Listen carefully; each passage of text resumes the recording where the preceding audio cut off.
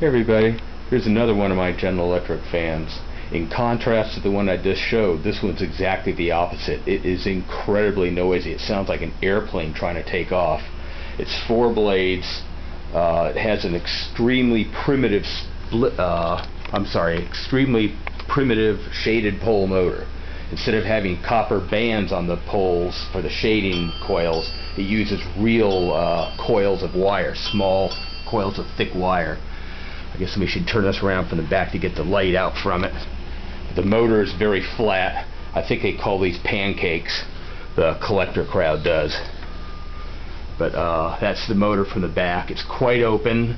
In contrast to most of my fans, I don't have the rotor burnished on this, but if I turn it, you can just barely see the rotor. It's a big, wide rotor right here. It has only one bearing. There's no bearing in the back. Single bearing fan.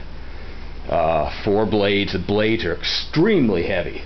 It has lubricators right down here next to the motor, and there's an oil slingy. This little copper thing right here in the front over the blades keeps oil from getting onto the blades themselves. It's a type AD Form C, by the way, for any of those technical people.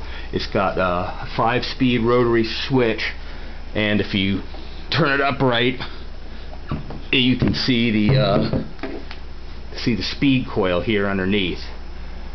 It's even got a bright brass speed coil cover.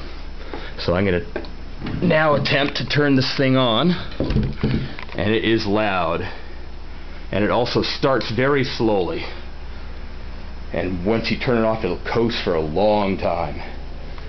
And here it goes.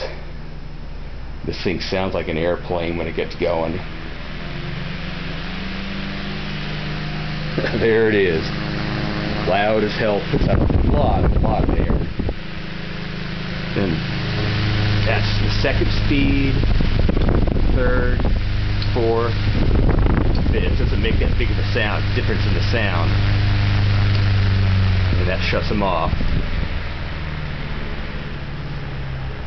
And you can hear it coasts for quite a while, that tremendous rotor and those real heavy blades. Like I said, it puts out a lot of air, no oscillation. But this was made, I was told, around 1903. So that is my GE 4-blade pancake style fan, one of them. I have a 1901 too, which is even older than this. See ya.